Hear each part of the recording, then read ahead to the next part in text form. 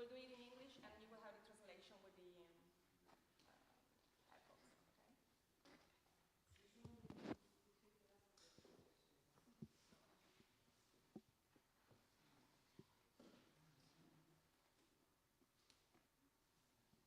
Aspettiamo qualche minuto. Let's wait some minutes maybe for people to join.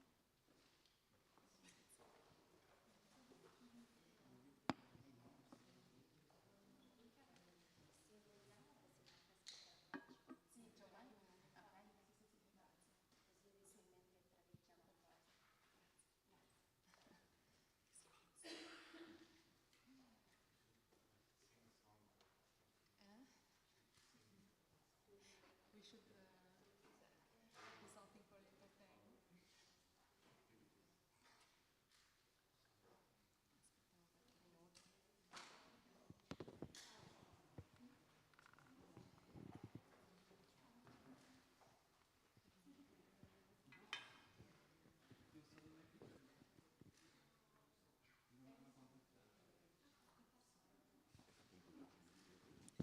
Niente. Oggi ho visto Sei venuta? Sì. Non sono riuscita a vedere il pomeriggio, Sì, sì, però ho visto durante l'inaugurazione, insomma. certo. Poi domani torno con calma, a leggermi tutto con calma, vedere tutto bene. Però sembrava un'inaugurazione, insomma. Tu hai visto qualcosa? No, anche io sono stato solo lì. Che oggi mi sa che magari vedo qualcosa sulla strada, ma devo essere là alle 4. Ho una cosa con il programma televisivo alle 7. Qualche visita guidata? No, ne abbiamo fatta una ieri per no, sì, per il guest, gli ospiti internazionali. E lì veramente ero stanchissimo, ho iniziato abbastanza bene, ma poi il mio inglese ha cominciato a diventare di 50 parole, sai quando ti manca il lessico. Sì, poi comunque con temi così complessi non è neanche semplice.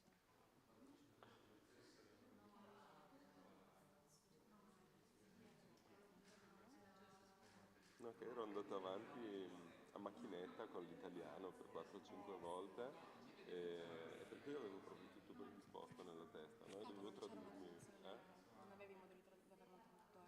ma non lo so, non è proprio sollevata la questione. Beh, poi comunque anche la stanchezza che fa Sì, poi. sì.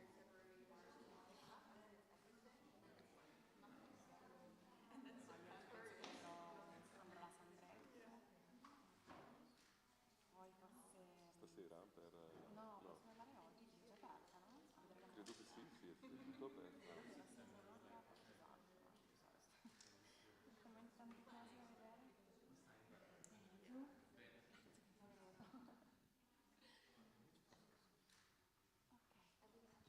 Ok. Io comincerei. Vediamo.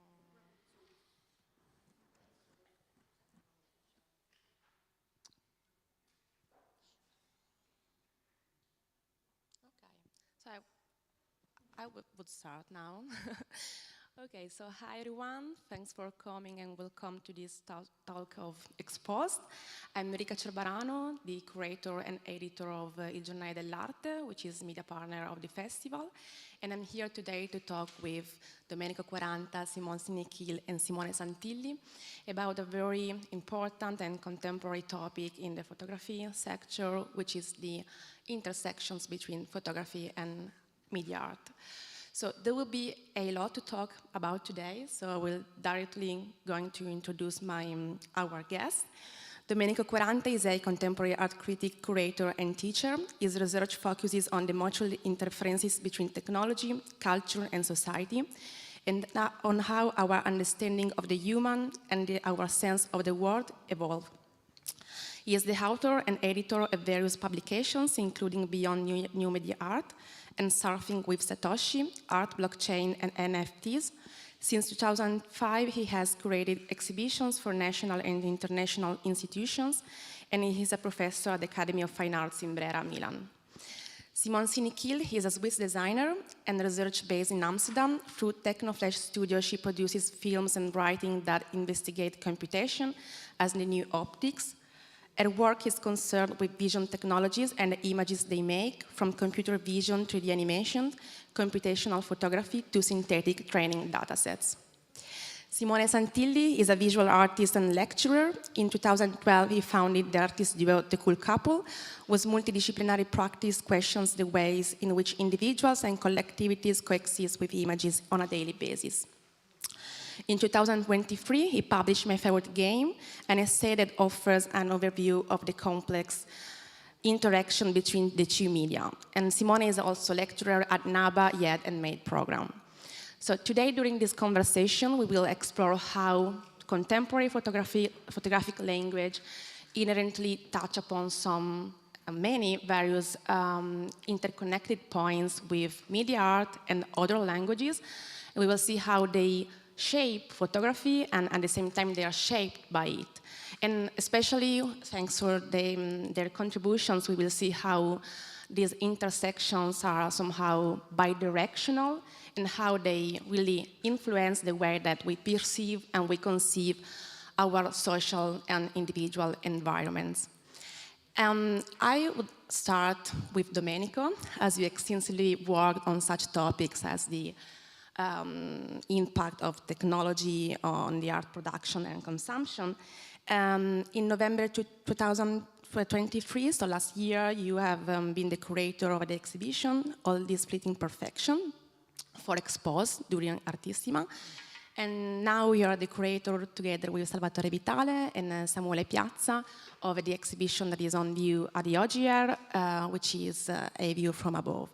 So to start, I'd like to ask you, how does your practice as a curator involve these kind of considerations on the changing nature of photography, and how these exhibitions incorporated such reflections, such considerations? Thanks. Thank you, Rica, and thank you, everybody, for being here. My general take about photography and new media could be summarized like this. Photography doesn't exist anymore as an independent medium. It exists, it's very alive, in my opinion, much more alive than in the past, maybe. But it exists as an option in a menu, no? It has been, how can I say, phagocytated by the digital medium. And it's something that you can do with that. You have a multitasking thing in your pocket. You can do many things with it, and one of those things are photography. No? And this is just a basic level of introduction. We can discuss it a little bit more. It doesn't affect only production, but also circulation of images and so on. But I told about this just to introduce briefly this exhibition that maybe some of you have seen at the Biblioteca Geyser in November. It was called All These Fleeting Perfections, and the idea was exactly to explore that concept, no? How photography is alive in a context in which it apparently disappeared as an independent medium. Of course, it was an exhibition that included photography, but it was also very much about photography. No? Some works didn't consist of pictures. For example, in the first slide, you have seen this simple red loop by Eva Franco Mattes, which is basically an installation in which two computers are sending to each other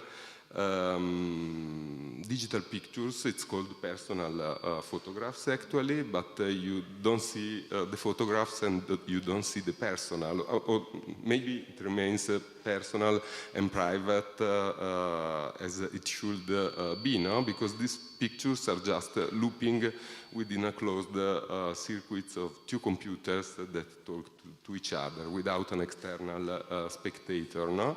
And this was a statement that somehow also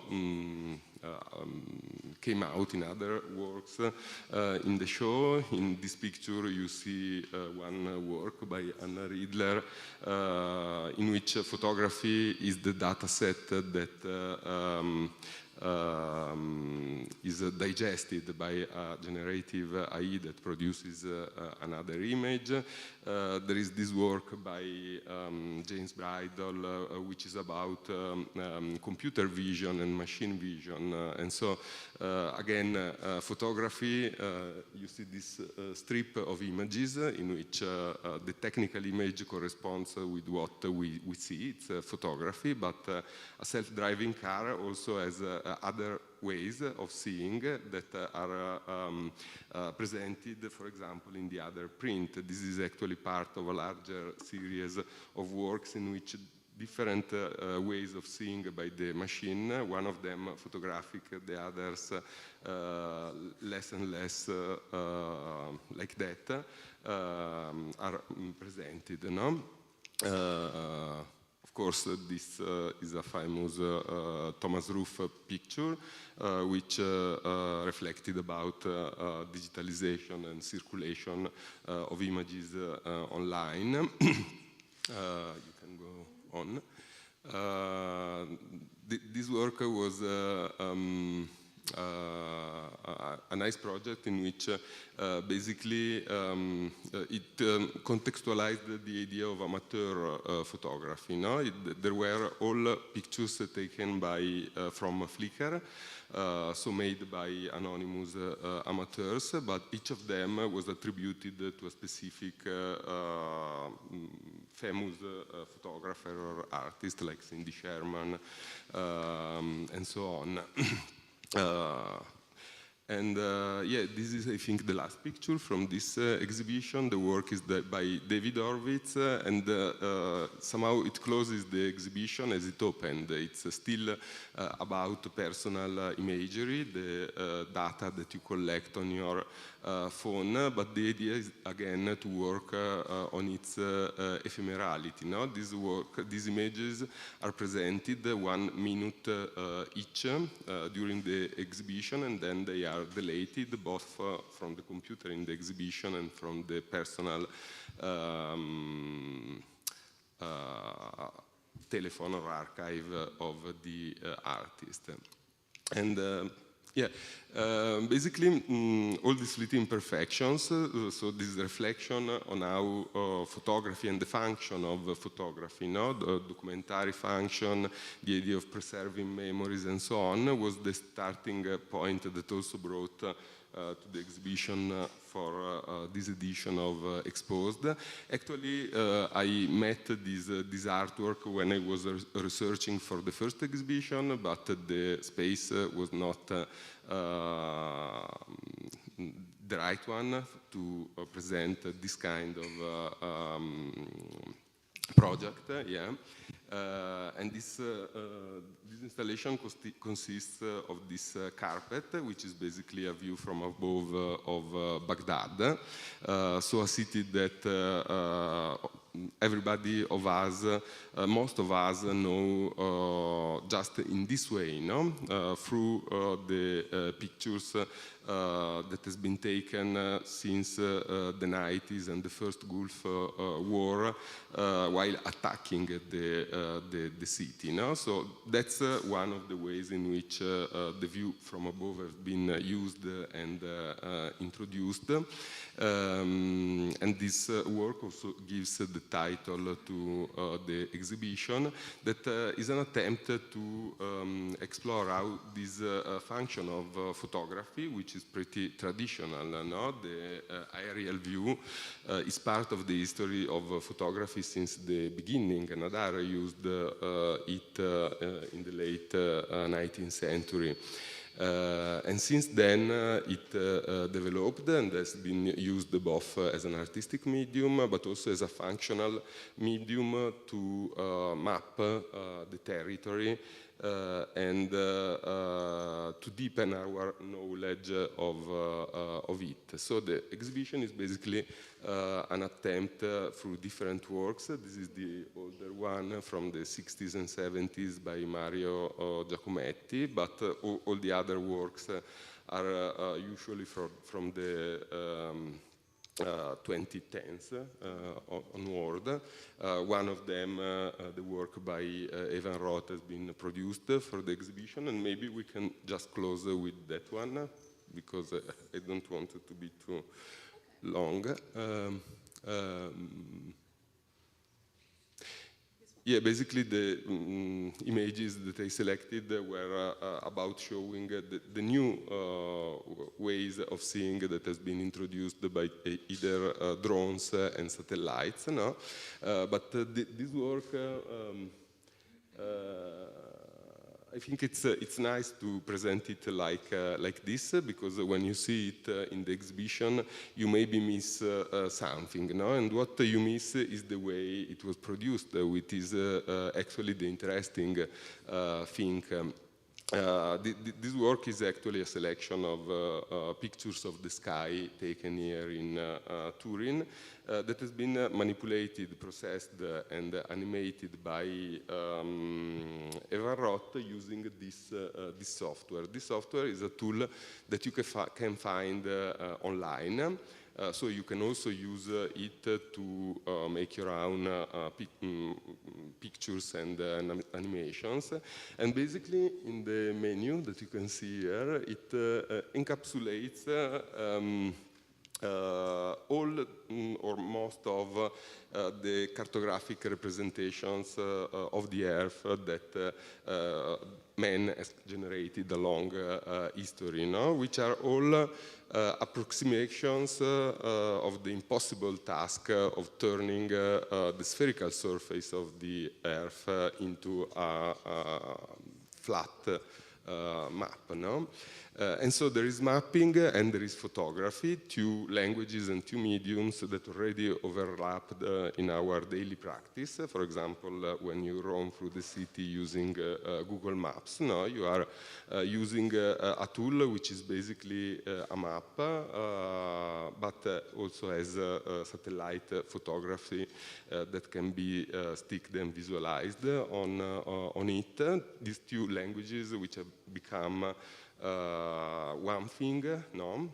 And that in some way enriched photography, turning it into something more than actually something providing visual information. No? There is any kind of information encapsulated in it, and so I thought it was particularly interesting to use tools of mapping as a way to manipulate photographies, no? In order to actually show which are the biases and approximations, yeah, in the representation of both media. And I stop here for now. No? Thank you so much, Domenico. Yeah, actually, there's so many things that I'd like to ask you, and I'm sure the same in the public. But we will leave some space for the questions after, because it's it's important that the three of you will have their own contribution. Anyway, thank you so much for your overview, really, and I suggest you to go to visit the exhibition at the OGR, of course. I would hand over to Simone Niquille, as it's interesting to see how, you know, different approaches from curating to being an artist, so having an artistic practice on such topics. And Simone, your work very often deals with topics such computational photography, data sets, and how they somehow renders or are substitutes for real life, or what we consider real life. And Simone has a project here downstairs at the Gallerie d'Italia, which is called The Beauty and the Bee. And I think that it's particularly interesting, this work, for two reasons, mainly, I would say.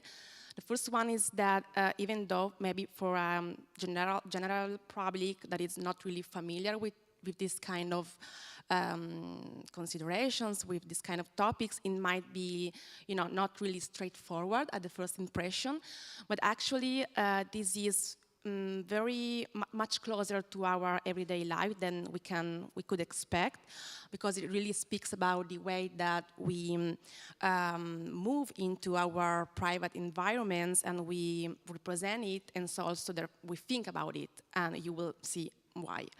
And the second reason is that maybe it's really, somehow it really speaks about what does it mean to be the observer in the digital realm, and what is the meaning of the gaze in this context, such context. So, Simone, if you can maybe explain a little bit about the project, and I will give you this one. Thanks. Yes, thank you for the introduction and for being here. So maybe a sort of very brief intro, but what I want to talk about and bring to the panel are different kinds of cameras. So also in my own background, going to art school was a very mystical thing. I didn't quite know why you would go. My obsession was photography. Once I've arrived there, school was getting rid of wet labs. Digital wasn't really quite there yet. We're talking 2006, so it's a while ago, but it's not that long ago. And I think as time goes by, it becomes more and more important for me to refer to that moment again, because I think the way, for one, photography is taught in schools now is much more interdisciplinary. A term like photogrammetry suddenly is really well known.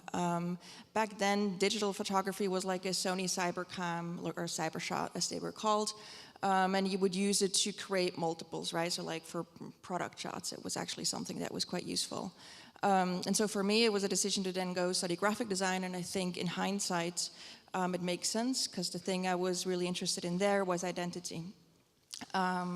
In how do you create identity? And I think somehow the marriage between documentary photography and that being my main interest, and then this idea of branding, identity building, and also the images, the visual language that is part of that, this sort of world building, has brought me to these sort of two types of cameras that I want to introduce now. So the one that you're looking at here is the camera that's built into the Roomba. The Roomba is a product created by iRobot.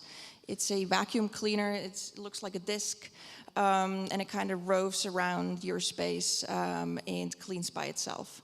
And I was intrinsically just interested in this question of how does it navigate, right? So at the beginning, the Roomba was a device that was using infrared, so it was just looking at distance. It was just checking if something is in front of it and then avoiding that.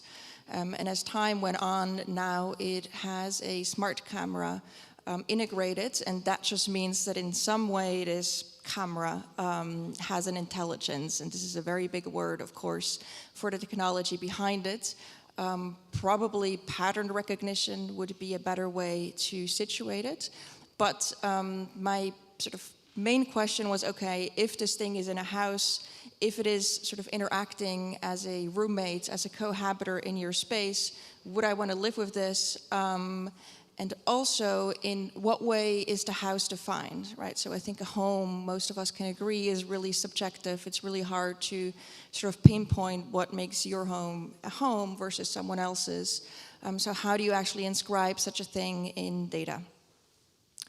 And so computer vision is sort of the main technology that's used for this sort of smartness or quote-unquote intelligence in these cameras.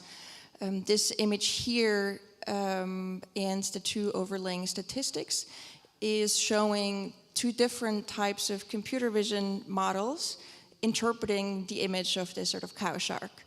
On the one hand, you have one model, I cannot see it in the mirror, ResNet 101, which is mainly seeing types of fish in the image, and the other one called BagNet is seeing the top one, sorrel, is a type of grass, and the other ones are animals that have a skin similar to what this cows are, like brown, whitish skin. Most of them are dogs. And so the reason why I'm showing this is because the way that computer vision quote-unquote sees really is defined by the data that it's fed. So one of these training data sets was, or is seeing the shape, whereas the other one is looking at the texture. So the information that it extracts from an image really is defined by what it's fed. At the same time, again, the sort of question of the home and how do you get data, how do you get enough sort of thousands of images, right? This is where photography yet again comes in. This idea of an operational image, a term by Haroon Farocki and also now sort of carried on by Giussi Parrica, of this idea of images that are not necessarily created for the human eye, right? They're not for us, so to speak, but they're for a different kind of process taking place. In this case, they will be images that are gathered to train computer vision systems. The question of the home was difficult, or is difficult, because of privacy issues. So there isn't really one place where you could scrape data online. This is where most of this happens. Or to collect data, right? Like with a self-driving car, you can put a GoPro or whatever other sort of camera in front of it, drive tons of kilometers, and you collect images as you go. With a home, that is a little bit more complicated. So what happened is that most of the sort of researchers involved in this are leaning to synthetic data, and the synthetic just means 3D, like virtual. Also there, of course, there's not tons of data, but the idea was architecture and product design, both of those fields that are mostly sort of populating your home, they all practice in 3D, right? So like an architectural practice would use CAD's drawing, 3D drawing, to create their spaces. Product design uses Rhino, etc., different kinds of 3D modeling to make prototypes. So are a bunch of 3D data that then can be used to populate virtual spaces, and those can be photographed. So what you see here is one of these sort of virtual spaces. Also, that's why it's kind of a mess, right? Because, I mean, it doesn't really matter if this chair is upright or laying down.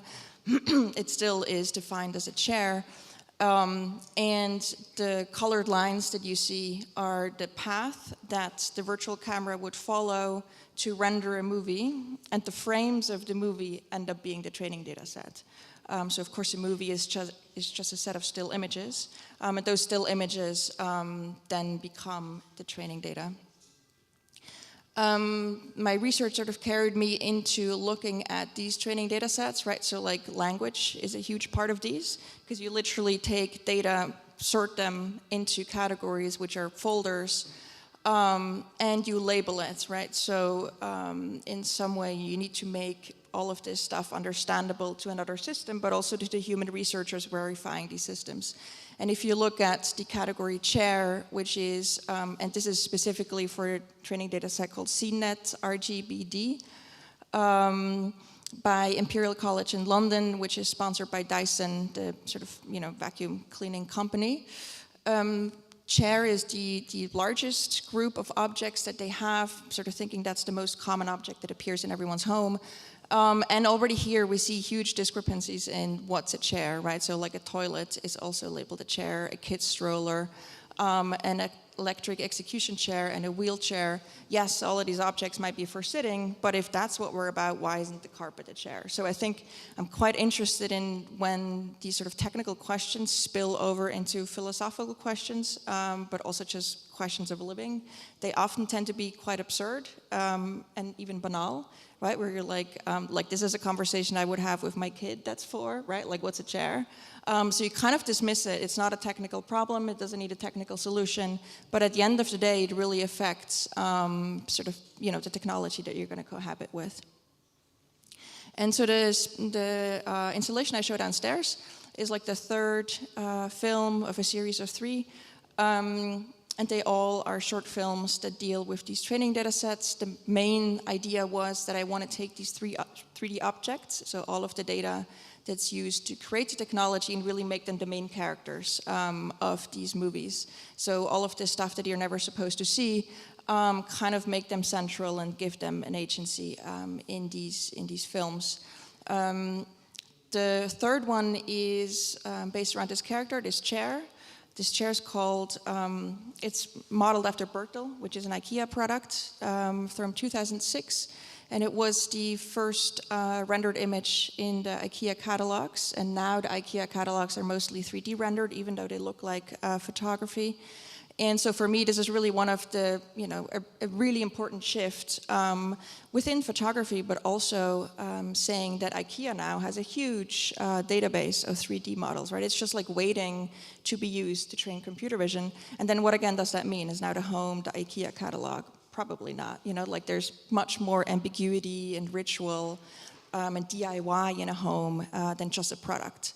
But sort of this need for data makes technology draw these kind of shortcuts of like, well, we just need a lot, this is where we can get it, and all of the sort of philosophical questions are left out. The chair learned to walk by itself. Another camera to talk about is these sort of bursts, these lines you saw coming out. They're called raycasts. Similarly to the infrared, it's sort of scanning for objects in front of it and then deciding how to interact with it or to avoid it. This is the chair learning to walk. I mean, it's already doing really well in these. At the beginning, it couldn't really function so well. And I'm showing this one because of the little square at the bottom. What you see is a depth camera. In the installation downstairs, 3 of the walls also have this sort of depth image. And I always find it really fascinating because, yet again, it's an operational image. It's not meant for the human eye. It's used for various sort of workflows in 3D, right? Like if in a game you want to simulate fog, you need to know distance. So you'd use a depth pass. But at the same time, also, it feels as if you're seeing an image, but what you see is distance. So in this case, white is the thing that's closest to the virtual camera and black is the furthest away. So sort of the world appears through distance rather than it being photographic. And I find that really poetic and beautiful. And I'm gonna close off with this image, which is sort of, things I produce in the process of making these films, also trying to understand, sort of what happens as I'm exploring this technology myself. On the one hand, you see an image by Frank and Lillian Gilbreth. They've been really involved in using photography to analyze a worker. So this would be around the Ford factory and the conveyor belt and automation taking place within fabrication. And so the human element suddenly became the one that was difficult to sort of analyze and to streamline. So they would use photography to take long exposure and like have little lights on the people's hands, and then whatever movement you were doing actually appeared on the photo as this sort of squiggly line. For them, the mantra was time is money, so whenever you made a movement that didn't really seem seamless, you would go into training of like how you can now sort of, iron all of this out and become even faster by not doing movements that are unnecessary. I'm sort of using a similar idea in also looking at the chair. I'm not interested in the chair becoming more seamless, but I am interested in using photography and its history of representation to also, talk about new technologies. So using a similar language and similar mechanisms, but applying them to a different context and a different character. Yeah, thank you. Thank you, Simone. I think that it's very interesting to look at the process behind your practice, because it really helps to understand more the project, and it also opens up a lot of other questions and reflections. And of course, it also somehow lead to Simone, Simone Santilli, who recently published a book. I can do that for you if you, okay. Recently published a book, My Favorite Game, that is precisely about the relation about video game and photography, and how each other, how these disciplines dialogue to each other. And Simone, also you somehow address this topic through your artistic practice as cool couple. So I'm wondering how this, where does this interest come from about the video game and photography, and how did you develop over time in your practice, both as a writer and as an artist? Well, Let's go step by step. Good morning. I really did my homework, so when I was asked to deliver a speech, I actually put a title. I'm the only one with a title today, but it's a good statement to start from. And it came out while I was writing my first and I guess only book, because I don't think my family can handle me writing a second one. The more I was writing about video games and photography, the more I realized that one of the main challenges for computer graphic, namely this pursuit of realism, which is not actually how the world looks like, but how the world looks through the lenses of a camera, so it's better to say photorealism, it's in fact quite boring. I mean, video games developer usually base the promotion of the main, the high-budget video games on the realism of their graphics. We are craving photorealism everywhere. Simone was talking about the IKEA catalog. It's a good example. We can talk about construction site, architectural renderings, and so on. So we are craving these images that simulate photography so well that we cannot distinguish them from an actual photograph, given that we know what an actual photograph is anymore. So while I was writing my book, this question appeared, and I realized that the more we were focusing on it, the more boring this question was becoming, because we were missing a fundamental point. The fact that, as Domenico was saying, it's basically impossible to detach photography from everything else. And it's, in my opinion, it's basically impossible to detach a medium from everything else. We live inside a media environment, so it's really impossible to study this area without referring to other fields. And if we focus on photorealism, we end up basically overlooking the many funny things that happen when video game and photography intersect, overlap, confuse with each other, and so on. That's why when I present my book, I say that basically 2/3 of it are premises, because I need to lay down the ground for actually speaking about what happens inside video games. Because usually when we talk about this weird ramification of photography that is called visual photography, we usually tend to think about two things. The first one is pretty straightforward, and it's the photographs taken inside video games through video games, which means through detailed simulations of the workings of a digital camera. It's called the photo mode. This one is one of the plenty of examples I could bring.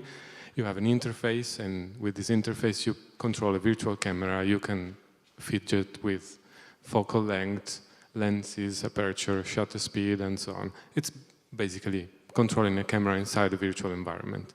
The second thing, which is a bit less straightforward, is the many photographs that are already inside virtual environments.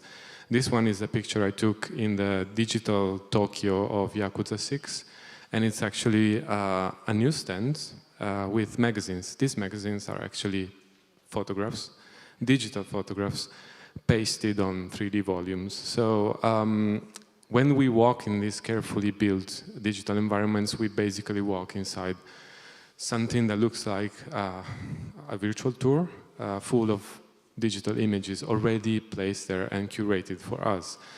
So technically, this is the photograph of photographs. But I'm more interested in what happens, and this is simply scraping the surface. I brought two examples that can explain this a bit better. And the first one is the beginning of it, the moment when video games became popular, and realism started to become the promotional elements of this industry. This is the first Microsoft flight simulator. We are in 1982, and in the booklet there is this amazing sentence saying, if flying your IBM PC got any more realistic, you would need the license. Of course, if you look at the graphic, today, of course, it's something we can laugh at, but for the time, such a statement meant that this experience was believed to be highly realistic, immersive.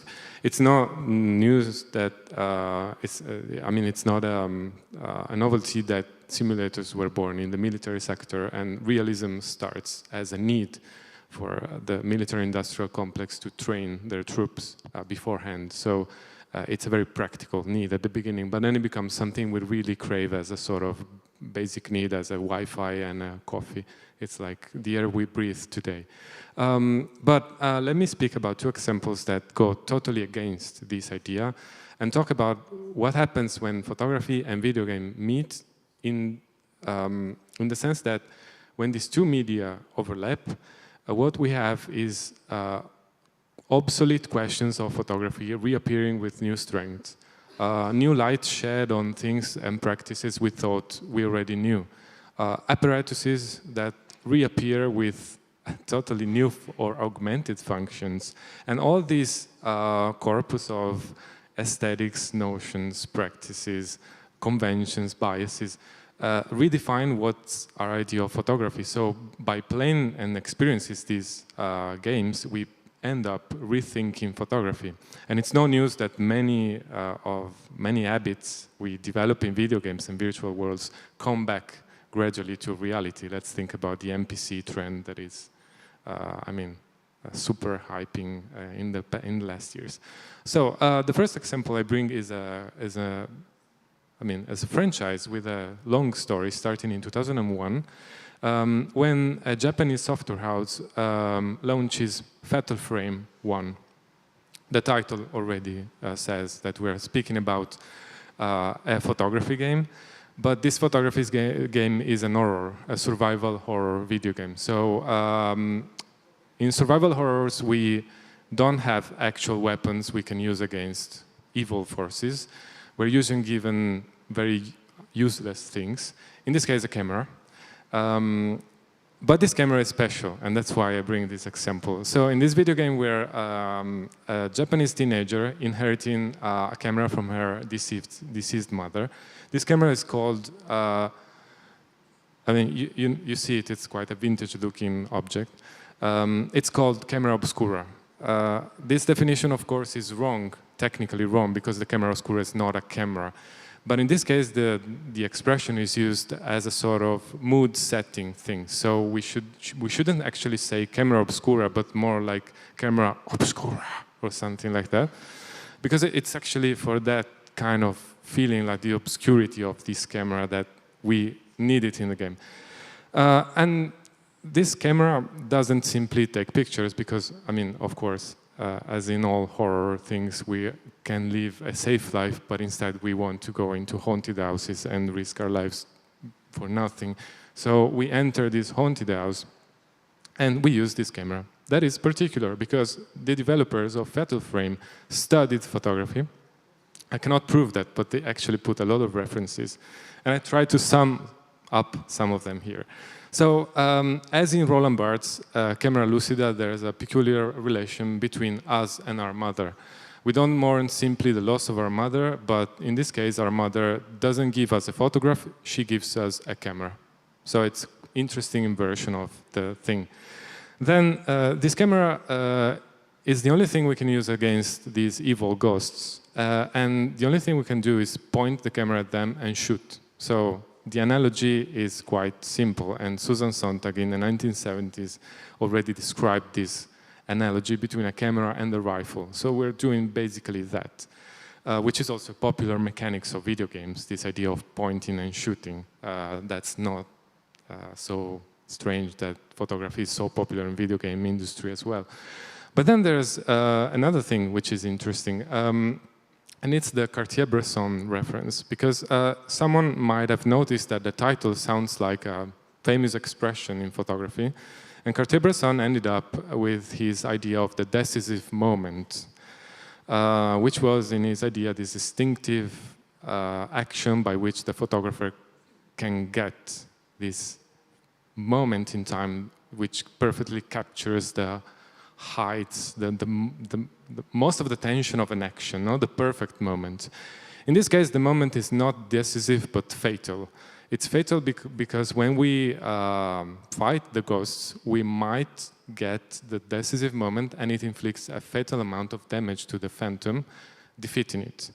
It's also funny to think that if Cartier-Bresson ended up with theorizing a fatal moment instead of the decisive one, we would study a totally different and more rock and roll history of photography at school.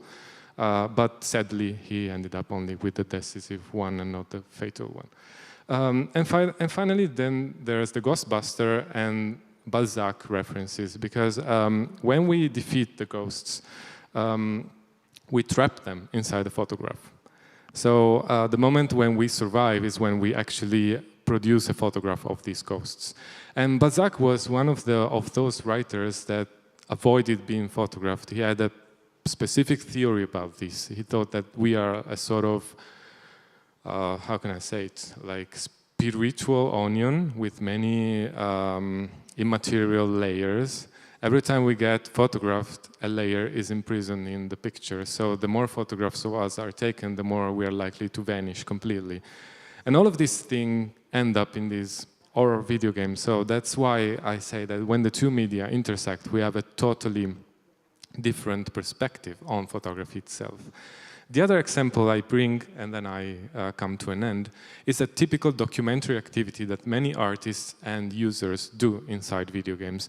And in this case, we don't have a different or augmented use of photography. We have a very classic approach to photography, but it's what in front of the camera that is completely non-responding to the laws of reality, and it's glitches.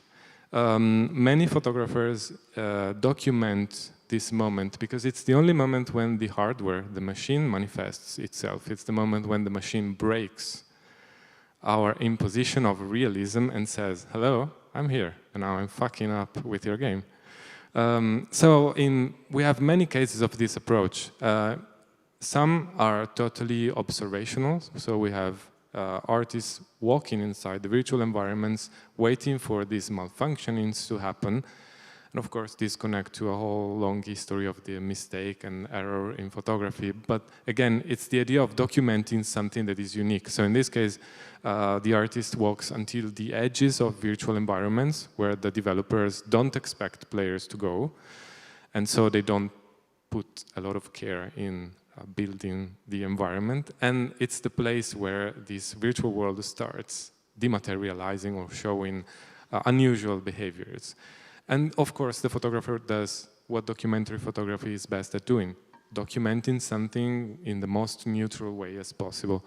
In other cases, we've got artists as Julian Oliver, who at the beginning of the 2000s decided to provoke this kind of behavior. He worked with the graphic engine of a then famous video game, which was Quake 3. And he programmed a bot so that this bot caused the malfunctioning of the system. Quake 3 had a problem with collisions of 3D models. So if 3D models collided in a certain way, the whole virtual world exploded in this abstract 2D surface mess. Oliver programmed the bot so that the bot roamed around, provoked these collisions, and then he simply documented everything. Ended up with a collection of hundreds of screenshots of these totally abstract pictures that still, according to the process, can be connected to photographs, and especially to documentary photography. But of course, here we have a totally different take about what documentary photography is. But under a certain perspective, this is perfectly responding to the classic definition of that approach, which is non-interference of the photographer with the subject photographed, and in this case, it's true. But the photographer intervenes beforehand, provoking the situation, then he documents in a total neutral way. So, in my opinion, what happens when in this intermedia environment we live today is the fact that studying these intersections, we can have a precious perspective about how these media are evolving and how we can reread or re-investigate questions that are usually taken for granted, or we think they're like done or solved. And I would stop here, otherwise we waste all our time. No, it's fine. Thank you so much, Simone. Thank you so much. And let me say that for anyone who is working in the field in photography and in visual culture, I think that this is a book that it's really, should be in the library of anyone. And it's also in Italian, so that's not so common, so I really suggest you to read that. So before asking any other question to the public, I just wanted to say that your contributions really help us to understand how to understand and to investigate photography today is not, we can say that the starting point cannot be anymore just the camera, and that's very clear. And so I wanted to ask you, to the three of you, as the title of the talk, as you can see, is third and fourth dimension of photography. What are these dimensions for you? Who is the first? Domenico? I don't know, you should ask to anybody who envisioned this title. Yes. But yeah, that's true. We will try to answer that. I don't know, for sure one additional dimension is data, no? Sure. And I give the word to the other speakers. So yeah, I mean, also to make it quick, but I think, yeah, this sort of idea of computation being the new optics, and this also, of course, hinges on data. But even more so, I think computational photography is an easier way to explain that, as in, if your smartphone, if you take a photo with your smartphone, the press of the button triggers like 1 trillion on an iPhone at least, in 2018, so I don't know what the new stats are, but it would trigger 1 trillion processes until an image appears on the screen. So, right, sort of this Kodak moment of capturing has dramatically changed to really a moment of computation and processes that we might not necessarily understand anymore. Maybe that doesn't always matter because we're taking snapshots and we want the best result of, I don't know, the vacation. But knowing that a smartphone is something that's used in any context because it's the camera that you have on you, I think, there should be a little bit more of a transparency and an understanding of what it means. And I mean, even more so, the current iPhone constantly records images, and the press of the button only means that it saves one of those frames. So that's like an entirely new idea of what a camera and a photographic instrument is, right? That it's like constantly recording, and your agency really is only the sort of idea of, oh, I want this one. It's like an editor or a selection rather than capturing, I would argue. Yeah, and also maybe to add something that is related to Domenico's answer, it is not anymore about only the visual aspect, but it's more about information inside the photographic image, let's say. I don't know if you want to add anything, or Simone.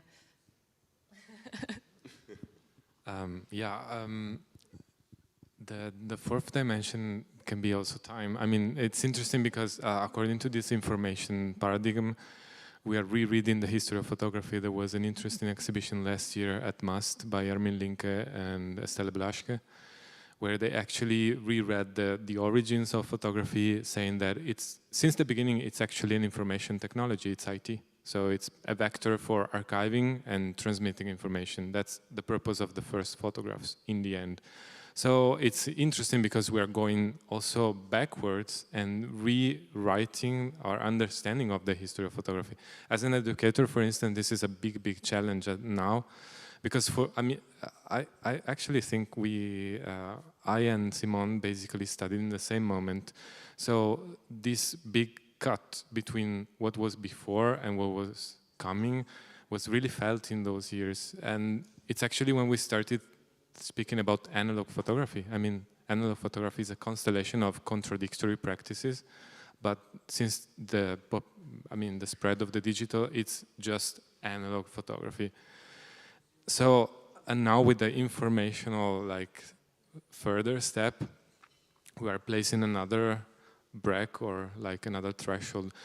And I'm trying to do exactly the opposite, trying to go back, and many people are doing it, but mostly media studies. So we got Jussi Parikka and others, archaeologists of media, trying to widen the field and showing us that many things happening now happened at the beginning, or were at least thought at the beginning. And so it's this fourth dimension can really be time in my perspective, because we really need to not forget about the beginning and try to show that these ideas are constantly reappearing, reproposing themselves. We change the devices, but the purposes somehow are more or less the same.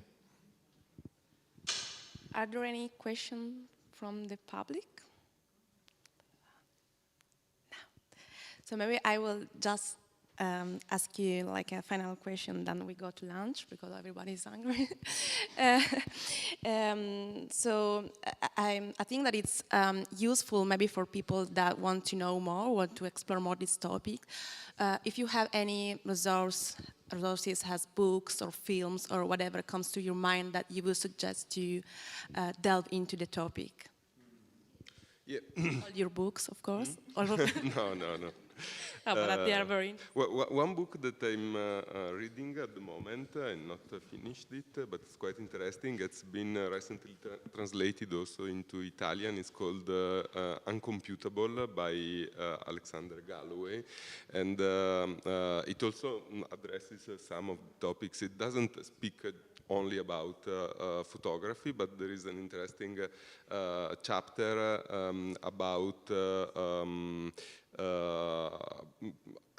practices of analog photography like Muybridge that were focused on the idea of time and splitting different moments, and it's interesting that he also discusses these and other practices like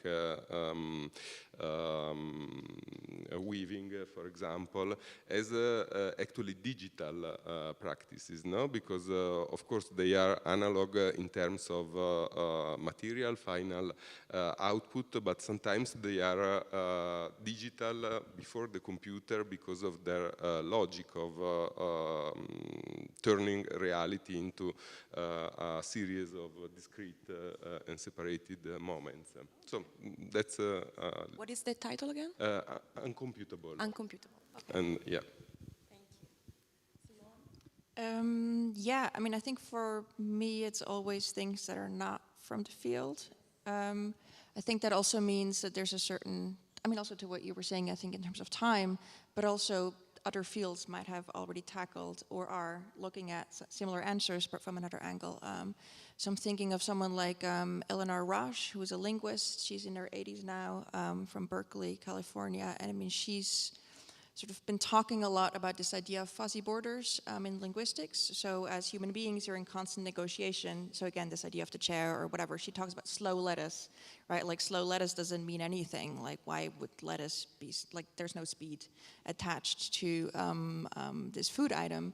But for her, it was interesting that, right, also, when does it become poetry and when are we still communicating and on what level? So what's the information that's contained within language? And I think the way that that applies to photography is really important. And similarly, someone like Rebecca Solnit, who's an essayist from America, and she, for example, wrote an amazing book, among other things, about Muybridge in San Francisco. But I think what's really, to me, always inspiring about writing like this is that it's stringing together sort of events that seem unrelated. And it's really sort of drawing the larger picture, not like on a level of conspiracy theory, obviously, but more, you know, what did the speed of the railway construction in the US contribute to something like photography? And sort of this whole sort of idea of technology not necessarily being something that just appeared with AI. But really has been pushing us forward since a long time. And I think, yeah, so for me, those sort of sources are really important always, yeah. Thank you. I don't know, honestly. I mean, there's too much. No, really. I mean, there is a nice publication that the ECAL photography school, I mean, yeah, it's a bit reductive, but yeah. Based in Switzerland, published last year, and it's called actually To Automated Photography. It's a thick book, but it's the best collection of essays from an interdisciplinary approach on the topic so far. And it also contains a lot of the students' projects, which is perhaps the most interesting part. So how you can apply all this theory to practice starting in class. And it's fascinating how this idea was deployed by the different people involved in the master. So yeah, that's a good starting point in my opinion. True. Yeah. Thank you so much. Again, if there are any questions from the public, and if not, I thank you, Domenico, Simone, and Simone. Okay, so thank you again, and see you next time.